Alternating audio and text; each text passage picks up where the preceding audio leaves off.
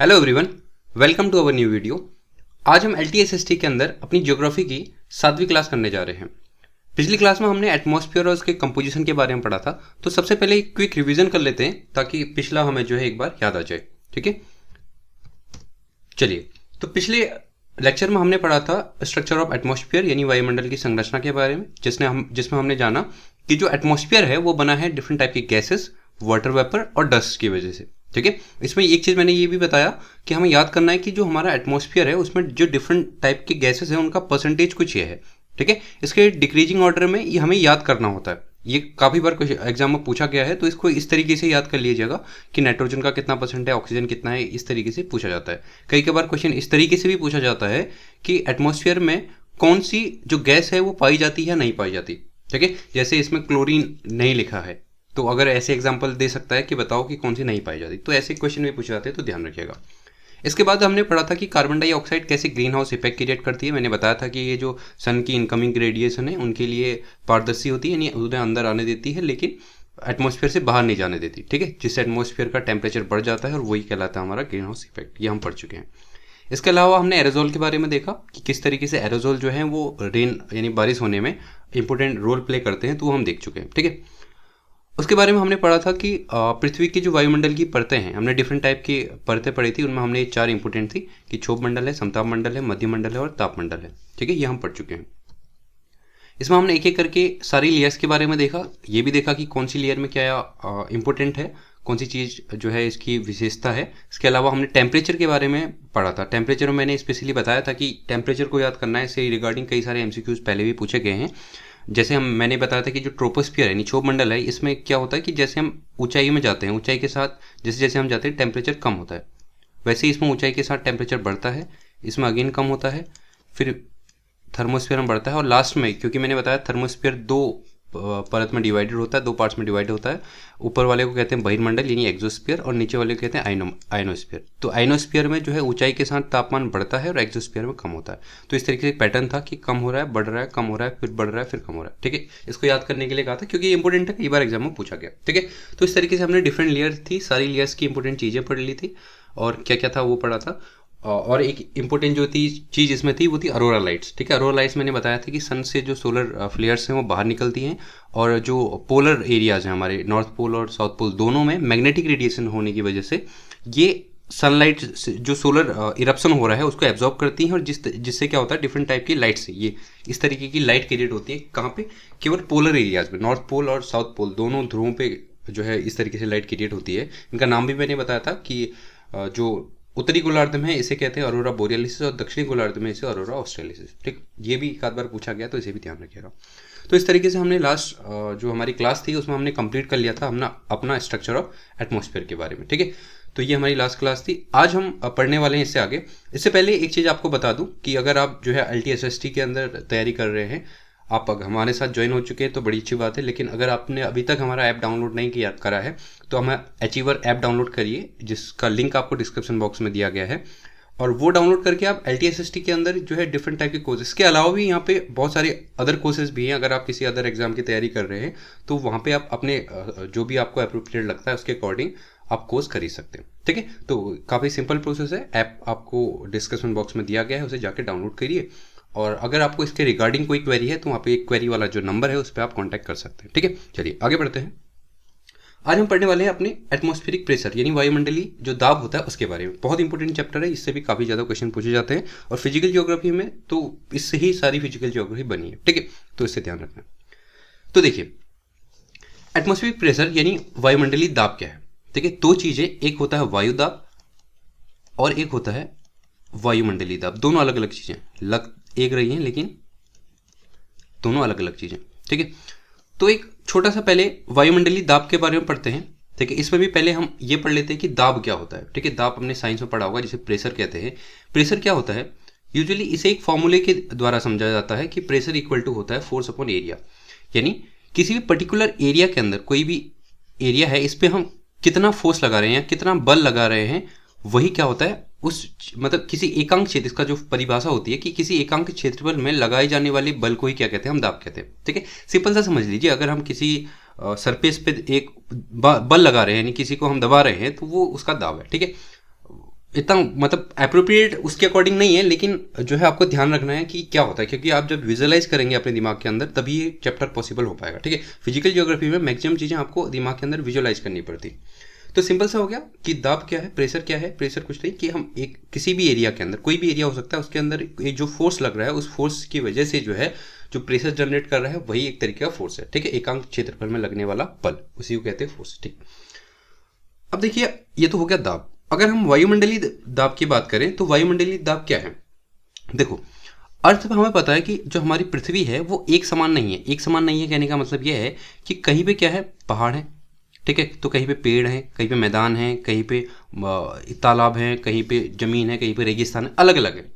ठीक है, तो जो पृथ्वी की इस तरीके से जो हमारी अर्थ है उसके अलग अलग इस तरीके से अलग अलग कारक होने के कारण या हम असमान होने के कारण तो क्या होता है कि जो सूर्य से आने वाला तापमान है वो भी अलग अलग तरीके से बढ़ता है। देखो फॉर एग्जाम्पल समझना, अगर कोई भी एरिया समुद्र वाला एरिया है, ठीक है, तो जो सनलाइट आएगी, क्योंकि पानी सनलाइट कम अब्जॉर्ब करेगा, धीरे धीरे और कम अब्जॉर्ब करेगा, तो समुद्र होगा ठंडा। अगर रेगिस्तान है, रेत वाला इलाका है, तो यह होगा जल्दी गर्म। ठीक है, अगर जंगल है तो जंगल में पेड़ पौधे होंगे तो जंगल होगा ठंडा, क्योंकि सनलाइट को पेड़ पौधे नीचे नहीं आने देंगे तो ठंडा हो जाएगा। ठीक है, और अगर शहर वाला इलाका है जहाँ बहुत ज़्यादा मकान होते हैं, एकदम क्लोज सिटी होती है, तो वो इलाका होगा गर्म।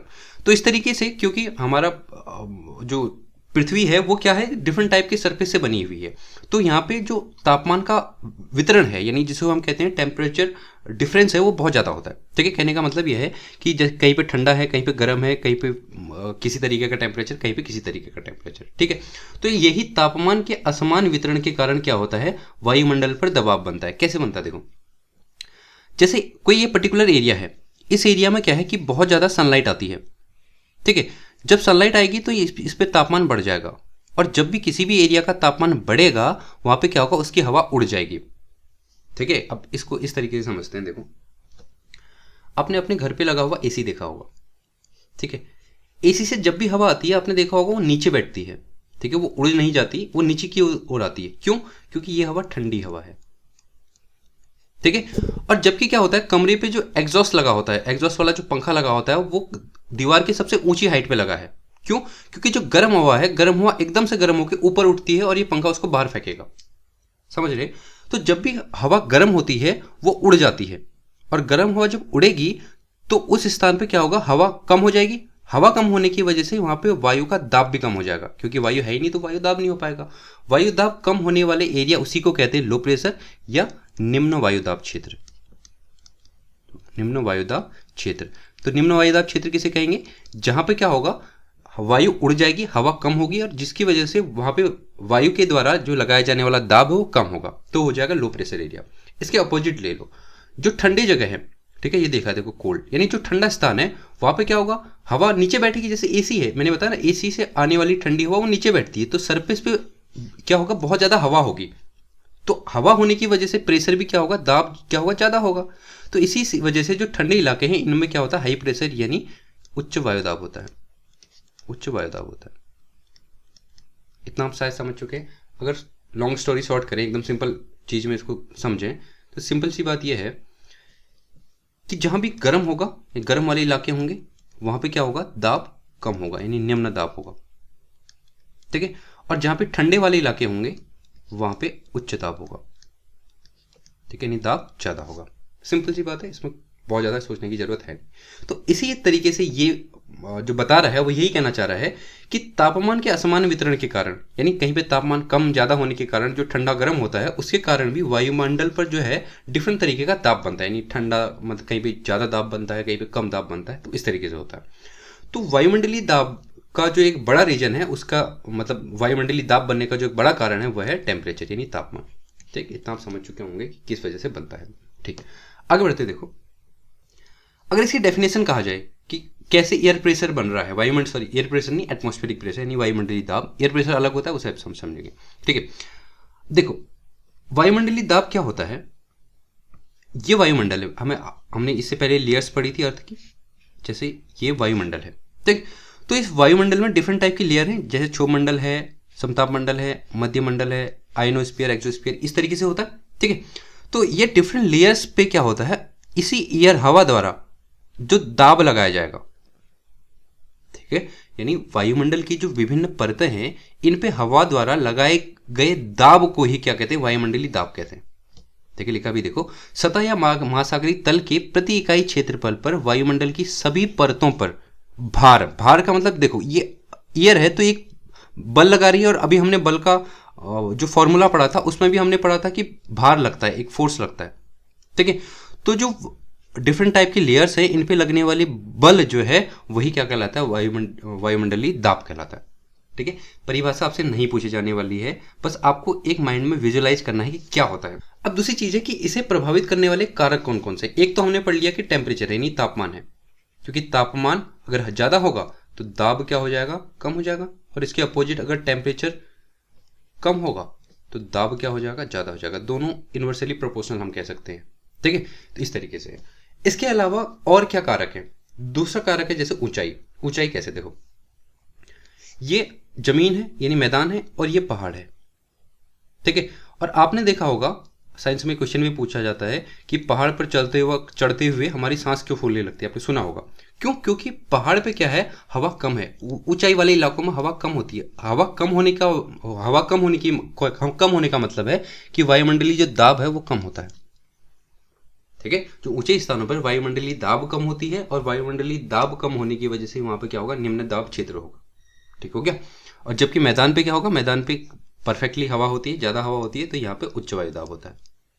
ठीक है, तो एक हो गया तापमान, दूसरा होगा ऊंचाई, तीसरा जलवाष्प। जलवाष्प कैसे, देखो एक तो हमने ये समझ लिया, अगर जलवाष्प न कह के इसको जल कहें तो एक तो ये समझ लिया कि जैसे समुद्र वाले इलाके यानी जल वाले इलाके हैं ये होंगे ठंडे, और ठंडा होगा तो दाब क्या होगा, ज्यादा होगा।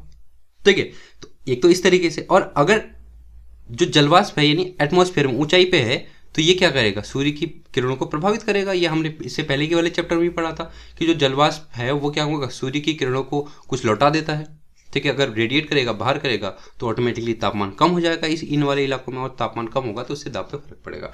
कुल मिला के आपको वो याद करना है कैसे क्या पड़ेगा, इतना बहुत ज़्यादा परम्यूटेशन कॉम्बिनेशन पूछने वाला नहीं है एग्जाम, बस ये आपको याद रखना है कि किस किस चीज़ से वायुमंडलीय जो दाब है उस पर फर्क पड़ेगा। ठीक है, एक लास्ट है गुरुत्वाकर्षण बल। गुरुत्वाकर्षण बल कैसे, ये तो बहुत सिंपल सी बात है। गुरुत्वाकर्षण बल ऐसे कि जो गुरुत्वाकर्षण बल है वो क्या करेगा, हवा को जमीन की तरफ खींच के रखेगा। आप खुद सोचो, अगर गुरुत्वाकर्षण बल ना हो, पृथ्वी अपनी तरफ ना खींचे तो हवा उड़ जाएगी, हवा हमारे वायुमंडल से बाहर ही चली जाएगी। तो यही गुरुत्वाकर्षण बल जो है वो क्या करता है, हवा को खींचे रखता है। इसीलिए ये कारण अभी मैंने बताया, जैसे पहाड़ पे कम वायुदाब होने की वजह भी यही है कि जब ऊंचाई बढ़ेगी, ऊंचाई वाले इलाकों में क्या होगा, गुरुत्वाकर्षण जो है, ग्रेविटेशनल फोर्स जो है वो कम हो जाएगा। कम होने की वजह से क्या होगा, जो वायु है, वायु का खिंचाव जो है इन इलाकों में कम होगा। जबकि यहाँ पे क्योंकि पृथ्वी के नजदीक है ये इलाके, यहाँ पे क्या होगा, गुरुत्वाकर्षण बल ज्यादा होगा तो हवा इधर ज्यादा खींची जाएगी। ठीक है, सिंपल बात है। अब इसको एक क्विकली क्या हमने सीखा, इसको एकदम से क्विकली रिवाइज कर लेते हैं ताकि आपकी समझ में आ जाए। बहुत ज़्यादा इसके ऊपर प्रेशर नहीं लेना। अगर आपकी बात इस गोल मोल समझ में नहीं भी आई तो सिंपल एक स्ट्रेट फॉरवर्ड बात समझ में रखो कि वायुमंडलीय दाब क्या है, ये हम पढ़ चुके हैं कि हमारा जो वायुमंडल है चारों तरफ, उसकी जो हवा की परतें हैं, डिफरेंट टाइप की जो परतें हैं, उन पर हवा द्वारा जो भार लगाया जाता है वही वायुमंडलीय दाब है। सिंपल सी बात होगी। इसके अलावा उसे प्रभावित करने वाले कारक क्या होंगे, याद कर लो। अगर समझ में नहीं आया याद कर लो कि क्या है, तापमान है, ऊंचाई है, जलवाष्प है, गुरुत्वाकर्षण बल है। ये पूरा जो ये लिखा है इसका मीनिंग सिर्फ इतना ही है जो मैंने 2 लाइन में आपको बताया। ठीक है, इससे पहले क्यों समझाया, क्योंकि आप अगर समझ में आया तो आप विजुअलाइज करने में आसानी होगी आपको। ठीक है, समझने में आसानी होगी। और अगर इसे आप बेहतर समझने के लिए एक बार रिवाइज करके दोबारा देख सकते हैं वीडियो, ताकि वो बेहतर समझ में आए। अगर समझ में नहीं आया तो सिंपल इतना याद रखिए कि क्या वायुदाब है और इसे प्रभावित करने वाले कारक कौन कौन से। सिंपल बात ये होगी। तो ये हो गया वायुमंडलीय दाब। और एक चीज़ और बहुत इंपॉर्टेंट चीज़ जो है, ये हर बार आपके एग्जाम में काम आएगी, वो ये है कि जो हवा है यानी जो एयर है, ये पे 2 चीज़ होती हैं, इससे भी याद रखिएगा। एक होती है एयर और एक होती है विंड। ये दोनों अलग अलग चीज़ें। हिंदी में हम दोनों को हवा कह लेते हैं बेसिकली, वैसे इसे हवा कहा जाता है और इसे कहा जाता है पवन। दोनों अलग अलग चीज होती है। क्या होती है देखो, अभी इस पिक्चर में समझो, ये जो दिख रहा है ये जा रही है, ये ऊपर की तरफ उड़ रही है, ये है हवा। और एक है जो इस तरीके से चल रही है, ये है पवन यानी विंड। सिंपल सी बात समझ में आ गई। जो है ऊर्ध्वाधर चलने वाली हवा है इसे कहेंगे हवा, और जो क्षैतिज चलती है उसे कहेंगे पवन यानी विंड। ठीक है, सिंपल सा इतना याद रखो। अगर मैं उसके बहुत ज़्यादा कॉन्सेप्चुअलाइज करूंगा फिर वो आपकी समझ में नहीं आएगा, तो इतना याद रखो कि जो ऊर्ध्वाधर चलती है उसे हवा, और जो क्षैतिज चलती है इस तरीके से सीधी तो उसे कहते हैं पवन। तो क्या लिखा है देखो, यहाँ पे लिखा है हवा हमेशा उच्च दाब से निम्न दाब की ओर चलती है, जो बहुत जरूरी है, बहुत इंपॉर्टेंट है। यहाँ पे भी इस पिक्चर में भी आप देखोगे तो हवा क्या चल रही है, उच्च दाब से निम्न दाब की ओर चल रही है। देखो कैसे लिखा, हाई प्रेशर लिखा है, हाई प्रेशर लिखा है और लो प्रेशर लिखा है। तो हवा कहाँ से कहाँ की ओर चल रही है, हाई प्रेशर से लो प्रेशर की ओर, यानी उच्च दाब से निम्न दाब की ओर।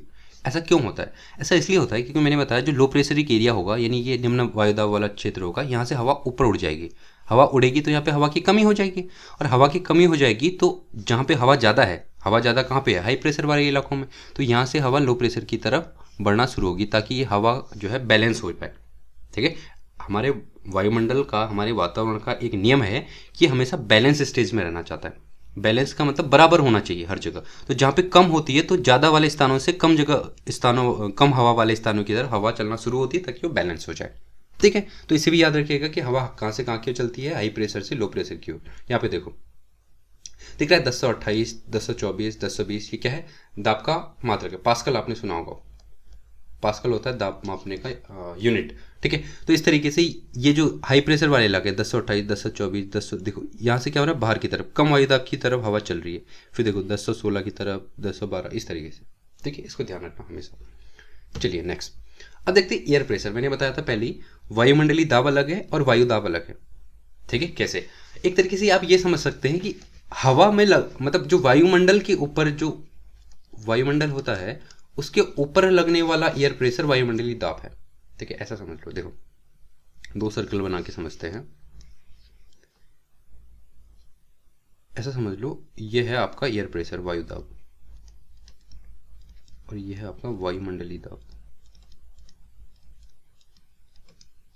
कहने का मतलब यह है कि जो वायुमंडलीय दाब है वो एक तरीके से वायु दाब ही है। ठीक है, बस वायुमंडल में लगने वाले दाब को हम वायु दाब कह रहे हैं। सिंपल सी बात है दोनों अलग चीज, लेकिन बेसिकली एक ही पार्ट का हम कह सकते हैं। ठीक, सिंपल, ये समझो। देखो लिखा है कि वायुमंडल के तल पर ऊंचाई के साथ दबाव कम हो जाता है। क्या मतलब है? देखो ये चीज मैं पहले भी आपको अभी समझा चुका हूं कि जैसे पहाड़ होते हैं, यहाँ पे क्या होता है, ऊंचाई के साथ जो है जैसे जैसे हम ऊंचाई की तरफ बढ़ेंगे तो वायुमंडलीय दाब कम हो जाएगा, नीचे हो जाएगा। तो वही सिंपल सी चीज यहाँ पे लिखी हुई है, इसमें कुछ पढ़ना है नहीं। एक चीज इसे समझना जरूरी है कि दाब प्रवणता बल ये क्या होता है, ये एग्जाम में पूछा जाता है कई बार, तो समझ लेते हैं पहले। दाब प्रवणता बल इसे प्रेशर ग्रेडियंट फोर्स कहते हैं। ठीक है, इंग्लिश में इसको कहते हैं क्या, प्रेशर ग्रेडियंट फोर्स। ठीक, क्या होता है देखो, PGF से दर्शाते हैं इसको। देखो यह हाई प्रेशर एक एरिया, उच्च वायु दाब क्षेत्र, यानी यहाँ पे दाब ज़्यादा है, यहाँ पे दाब कम है, लो प्रेशर है, हवा चल रही है यहाँ से ऐसे।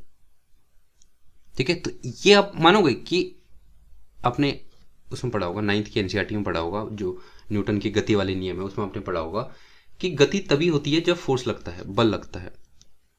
ठीक है, कोई स्थिर वस्तु है तो उस पर जब बल लगाएंगे तभी वो गति में आएगी। इसका मतलब यहाँ से हवा इस तरह की ओर चल रही है, तो इसका मतलब क्या है, कहीं ना कहीं बल लग रहा है, फोर्स लग रहा है, इसी वजह से तो गति कर रही है। तो क्या होता है, जब भी हवा इस तरीके से चलती है हाई प्रेशर से लो प्रेशर की ओर, तो यहाँ से यहाँ की ओर हाई प्रेशर से लो प्रेशर की ओर बल लगता है, और उसी को कहते हैं हम प्रेशर ग्रेडियंट फोर्स यानी दाब प्रवणता बल। अगर हम सिंपली कहना चाहें तो जो दो स्थानों के बीच दाब में अंतर जो होता है, दाब के अंतर के कारण जो बल उत्पन्न होता है उसी को हम क्या कहते हैं, प्रेशर ग्रेडियंट फोर्स यानी दाब प्रवणता बल कहते हैं। सिंपल हो गया इस केस में। अब ये हम जान चुके हैं पहले से कि हमेशा क्या होगा, हवा हाई प्रेशर से लो प्रेशर की ओर चलेगी, तो हमेशा प्रेशर ग्रेडियंट फोर्स भी यानी दाब प्रवणता बल भी हाई से लो की तरफ ही लगेगा। ठीक है, सिंपल सी बात है। एक चीज और लिखिए यहाँ पे, इसको भी समझ लेते। देखो ऊर्ध्वाधर दाब प्रवणता क्षैतिज से अधिक होती है। अभी मैंने दो चीज आपको इस पिक्चर में समझाई। यहाँ पे मैंने बताया कि दो तरीके की हवा होती है, जिसको हम दोनों को हवा ही कहते हैं, लेकिन दो होते हैं। क्या? एक होती है एयर और दूसरी होती है विंड। ठीक है, तो यहाँ पे मैंने बताया कि जो वर्टिकल चलती है, ये ऊपर की तरफ चलती है, इसको हम कहते हैं एयर, और जो ऐसे हॉरिजॉन्टल चलती है इसको कहते हैं विंड। अब वहां पर वो कहना चाह रहा है, जो लिखा हुआ है वो ये कहना चाह रहा, क्योंकि दोनों में प्रेशर ग्रेडियंट फोर्स लगेगा, दाब प्रवणता बल लगेगा। यहाँ पे कहाँ लग रहा है, हाई प्रेशर से लो प्रेशर की ओर, इस तरीके से लग रहा। ठीक है, और यहां पे भी लगेगा। क्यों? क्योंकि देखो ध्यान से समझना इसको। अब इसके लिए कॉन्सेप्ट ज्यादा हो जाएगा, एक तरीके इस सिंपली ये समझ लो, क्योंकि फिर वही गति के नियम पे आते हैं। अगर मैं वैसे बेसिकली इसकी एक अपर ट्रॉपोस्फेरिक विंड होती है, लेकिन उस कॉन्सेप्ट को समझेंगे तो थोड़ी ज़्यादा हो जाएगा। इतना समझ लो कि अभी मैंने समझाया कि न्यूटन की गति का नियम क्या कहता है। ये कहता है कि तब तक गति नहीं होती जब तक कोई बल नहीं लगता। तो एक बल तो ये लग ही रहा है, और ये भी तो गति कर रही है ऊपर की तरफ, इसका मतलब यहाँ भी तो कहीं फोर्स लग रहा होगा। ठीक है, तो यहाँ भी क्या हो रहा है, यहाँ से यहाँ की तरफ फोर्स लग रहा है, और वो फोर्स भी प्रेशर ग्रेडियंट फोर्स ही लग रहा है। ठीक है, तो यहाँ से जो ऊपर की तरफ फोर्स लग रहा है उसे कहेंगे हम क्या, ऊर्ध्वाधर प्रेशर ग्रेडियंट फोर्स, यानी दाब प्रवणता बल, यानी वर्टिकल प्रेशर ग्रेडियंट फोर्स। तो ये ऊर्ध्वाधर दाब प्रवणता बल है, ये क्षैतिज दाब प्रवणता बल है। तो अब आप ये समझो, अगर आपको पूछा जाए कि इन दोनों में से कौन ज्यादा होगा, तो हमेशा ध्यान रखिए ऊर्ध्वाधर दाब प्रवणता बल ज्यादा होता है। कैसे होता है उस पर हम नहीं जाएंगे, सिंपल याद रखो कि ऊर्ध्वाधर दाब प्रवणता बल ज्यादा होता है क्षैतिज से। वही चीज उसने भी लिखी हुई है, क्या, ऊर्ध्वाधर दाब प्रवणता क्षैतिज से अधिक होती है। ठीक है, सिंपल इतना याद रखना, बहुत ज्यादा उसमें गोलमोल घूमने की जरूरत है नहीं। ठीक, सिंपल सी बात है। नेक्स्ट देखो, वायु दाब की पेटियां ये क्या होती हैं, वायु दाब की पेटियां होती क्या है, बहुत इंपॉर्टेंट चीज है, इसको ध्यान रखना है यहाँ पे। ठीक है, ऐसा समझो, हमने अभी क्या जाना, हमने ये जाना कि पृथ्वी पर क्या होता है, डिफरेंट टाइप के मास मतलब लैंडफॉर्म होते हैं, या ये समझ लो कि डिफरेंट टाइप की अर्थ एक जैसी नहीं होती, कि अलग अलग प्रकार के क्या होते हैं, इस तरह के स्ट्रक्चर होते हैं। उस वजह से क्या होगा, पृथ्वी पर अलग अलग तापमान होता है, अलग अलग दाब क्षेत्र बन जाते हैं। तो पृथ्वी पर जो है इस तरीके से अलग अलग दाब क्षेत्र है। ठीक है, और मेनली कुछ इलाकों के अंदर पेटियां बन गई है। पेटियां का मतलब है यही प्रेशर बेल्ट बन गई है एक तरीके से। ठीक है, ये दिख रहा है आपको इस पिक्चर में। तो यहाँ पे क्या है कि कुछ इस तरीके से प्रेशर बेल्ट बन गई है अलग अलग सी। ठीक है, तो ये कौन कौन सी है, इनको एक बार ध्यान से पढ़ते हैं, आपके एग्जाम में पूछा जाएगा। ये इस पे अंदर बहुत डीप डाइव नहीं करनी है कि कैसे क्या कहाँ हुआ, सिंपल इतना याद रखना है कि वायुदाब की पेटियां क्या हैं, कौन से अक्षांशों में है और इनसे क्या प्रभाव पड़ता है। ठीक है, ध्यान रखो। अक्षांशों पर वायुमंडलीय दबाव के वितरण को दाब का वैश्विक क्षैतिज वितरण कहा जाता है। ये तो हम पढ़ चुके हैं कि किस तरीके से क्षैतिज और ऊर्ध्वाधर होगा। ठीक है, तो एक तो ये याद रखो कि ये जो दाब पेटियां हैं ये क्षैतिज हैं। क्षैतिज होने का मतलब ये है कि ये जो है इसी हमारे अर्थ पर है, इस तरीके से अर्थ के नीचे मतलब सरफेस पे है। ठीक है, ये ऊपर नहीं है, ये इस तरीके से वर्टिकल नहीं चलती है हवाएं, इसमें इस तरीके से क्षैतिज हवाएं चलती हैं। ठीक है, जैसे ये समझ लो ये अमेरिका है, तो यहाँ से इंडिया की तरफ ऐसे क्षैतिज हवाएं चल रही हैं, ऐसे वर्टिकल उड़ नहीं रही हैं, वो आसमान की तरफ नहीं उड़ रही। ठीक है, इसका सिंपल मतलब इतना है। ठीक हो गया। और ये दाब पेटियां बनी कैसी हैं, तो असमान ताप वितरण के कारण, या फिर दाब को प्रभावित करने वाले कई सारे कारक हैं, जैसे हमने पढ़ लिया कि वहाँ पे ताप है, या फिर हमने पढ़ा कि अलग अलग स्ट्रक्चर हैं, गुरुत्वाकर्षण बल है, इस तरीके से है। तो वो उन कई कारणों की वजह से क्या होता है, पृथ्वी पर फिक्स कुछ पेटियां बन जाती हैं। इसके अलावा भी दाब होगा, मैं ये नहीं कह रहा ये नहीं होगा, पर जो कुछ फिक्स पेटियां बन जाती हैं उनको पढ़ते हैं कि कौन कौन सी पेटियां बनती है। तो पृथ्वी पर ऐसी 7 पेटियां हैं, देखो 1 2 3 4 5 6 7। ठीक है, 7 पेटियां, इनका अक्षांश याद रखना है, इंपॉर्टेंट चीज है। पहली पेटी जो होती है वो 0 डिग्री, ये 0 डिग्री है यानी इक्वेटर रेखा है, यहाँ से 10 डिग्री उत्तर और 10 डिग्री दक्षिण के बीच, या हम सीधे सीधे ये कह सकते हैं 10 डिग्री दक्षिण से 10 डिग्री उत्तर अक्षांशों के बीच जो है ये पेटी बनी होती है, जिसे कहते हैं इक्वेटर लो या विषुवत रेखी निम्न वायुदाब पेटी, निम्न वायुदाब पेटी। ठीक है, लिखा भी होगा भूमध्य रेखी निम्न। ठीक है, भूमध्य रेखी को या विषुवत रेखी को निम्न वायुदाब पेटी। ठीक है, यानी ये लो प्रेशर है, इसमें निम्न वायुदाब है। इसके ऊपर है, इसको 23.5 मत याद रखो, इसको सिंपल इतना याद रख लो 30 से 35। ठीक है, 30 डिग्री, इसमें पिक्चर में गलत लिखा हुआ है 23.5, तो सिंपल याद रख लो कि 30 से, ठीक है 30 से 35 डिग्री अक्षांशों के बीच, दोनों गोलार्ध में, यहाँ भी और यहाँ भी 30 से 35 डिग्री अक्षांशों के बीच क्या होती है, दूसरी पेटी पाई जाती है। यहाँ भी ये पेटी अलग है, ये पेटी अलग है, यानी दोनों गोलार्धों के बीच एक एक पेटी पाई जाती है, जिसका नाम है सब ट्रॉपिकल हाई, ये भी सब ट्रॉपिकल हाई, और जिसे कहते हैं कि उष्ण कटिबंधीय उच्च वायुदाब पेटी। लिखा भी देखो, उष्ण कटिबंधीय उच्च वायुदाब पेटी। ठीक हो गया। उसके ऊपर पेटी जो होती है उसे कहते हैं सब पोलर। सब पोलर को हम कह लेते हैं उपध्रुवीय निम्न वायुदाब पेटी। ठीक है, यहाँ भी है, यहाँ भी है। कौन से अक्षांश? अक्षांश याद रखिएगा, इंपॉर्टेंट है। यहाँ पे 66 मत याद रखिए, इसको इसने अक्षांश गलत दे रखे हैं, इसको उसमें सही कर लीजिएगा। 60 से 65 डिग्री, ठीक है। दोनों गोलार्ध में है, यानी ये तो ये साउथ हो जाएगा और ये नॉर्थ हो जाएगा। 60 से 65 डिग्री ये नॉर्थ, सिंपल सी बात है। और अगर बात करें पोलर, तो ये जो ऊपर पोलर एरिया है वहाँ पे बनती है, ठीक है। जो लास्ट जो पेटियाँ हैं, 2 पेटियाँ, वो उन्हें कहते हैं ध्रुवीय उच्च वायुदाब पेटी। ध्रुवीय उच्च वायुदाब पेटी, वायुदाब पेटी। तो ये पोल के आसपास होती है। कुल मिला के पोल ये मान लो कि 80 से 90 के बीच, ठीक है। इस तरीके से यहाँ पे होती है। एक इनमें क्या इंपॉर्टेंट है, एक तो इनका नाम इंपॉर्टेंट है कि टोटल 7 होती हैं। कौन कौन सी होती हैं? सिंपल याद रख लो, एक विश्वोत्तरी निम्न वायुदाब पेटी, फिर 2 पेटियां कौन सी हैं, दोनों का नाम सेम है। देखो दोनों गोलार्ध में है, दोनों का नाम सेम है।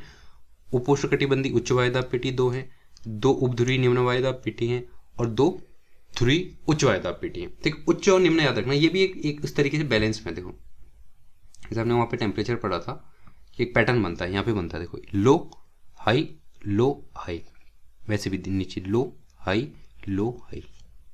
ठीक है। इनके नाम को याद रखना इंपॉर्टेंट है। अक्षांश भी मैंने बता दी कि इनको चेंज कर लेना, इस तरीके से अक्षांश याद रखना, ठीक है। तो ये पढ़ लिया हमने कि पृथ्वी की सतह पर 7 वायुदाब जो बेल्ट है वो है, जिसमें क्या है, एक भूमध्य रेखीय निम्न वायुदाब पेटी है, 2 उष्णकटिबंधीय उच्च वायुदाब पेटी है, 2 उपध्रुवीय निम्न वायुदाब पेटी है, 2 ध्रुवीय उच्च वायुदाब पेटी, ठीक है। अब आगे देखिए, यहाँ पे लिखा है हेडली, फेरल और ध्रुवीय कोष। ये क्या होता है? ठीक है, कोष मतलब होता है सेल। 3 अलग अलग तरीके की सेल होती है। क्या होती है देखो, इस तरीके से समझना। हम ये समझ चुके हैं कि 7 डिफरेंट टाइप की बेल्ट होती है। तो इन्हीं बेल्ट में क्या बनती है, डिफरेंट टाइप की 3 अलग अलग सेल बनती है। पहली सेल बनती है इक्वेटोरियल लो से सब पोलर हाई तक, और यहाँ भी ऐसे ही इक्वेटोरियल लो से सब पोलर हाई तक, ठीक है। इसको कहा जाता है क्या, हेडली सेल, क्योंकि ये हेडली नामक ज्योग्राफियन थे, उन्होंने फाउंड करी थी, तो इसको कहते हैं हेडली सेल। ये एग्जाम पूछा जाता है तो ध्यान रखना। दूसरी सेल बनती है इस सब ट्रॉपिकल हाई से, यानी उष्णकटिबंधीय उच्च वायुदाब से कहाँ की तरफ, पोलर की तरफ, सब पोलर लो की तरफ। ये दूसरी सेल है, इसको कहते हैं फेरल सेल, ठीक है। इसको फेरल ने खोजा था, तो फेरल सेल। और यहाँ से लेके ये पोलर हाई तक ये होती है तीसरी सेल, जिसको कहते हैं क्या, ध्रुवीय सेल या ध्रुवीय कोस्ट। वैसे नीचे भी है ये वाली, यहाँ से लेके सब ट्रॉपिकल हाई तक ये हेडली, और यहाँ से लेके पोलर तक, सब पोलर तक इसको कहते हैं फेरल, और यहाँ से लेकर पोलर तक इसको कहते हैं ध्रुवीय, ठीक है। तो ये 3 अलग अलग तरीके की सेल होती है, तो इनको ध्यान रखना। तो आज थोड़ा सा ज़्यादा हैवी सा हो गया है, मतलब आज थोड़ा कॉन्सेप्चुअल वाला ज़्यादा था, ठीक है। इसको हम नेक्स्ट क्लास में जब आएंगे तो रिवाइज भी करेंगे एक बार अच्छे से। अभी इसको जितनी मैंने चीज़ें कही हैं उनको सिर्फ उतना फैक्चुअल याद रखो कि कौन कौन सी वायुदाब पेटियाँ हैं और ये कौन से सेल है और कहाँ कहाँ हैं, ठीक है। ये यहाँ से एग्जाम में कभी कभार पूछा जाता है। इसके अलावा एयर प्रेशर की मैंने बता दिया, इसमें कोई उतना टफ है नहीं, ये छोटा मोटा चीज़ है जिसको ध्यान रखना कि हमें कहाँ से कहाँ की ओर चलती है, ठीक है। तो आज के लिए इतना ही करते हैं, क्योंकि थोड़ा सा हैवी हो गया है। उसके बाद नेक्स्ट क्लास में हम ये जितनी सेल हैं, सॉरी जो इतने ये जो बेल्ट हैं, इनके बारे में एक एक करके सारी बेल्ट के बारे में पढ़ेंगे, ठीक है। तो आज के लिए इतना ही। Thank you so much for joining us.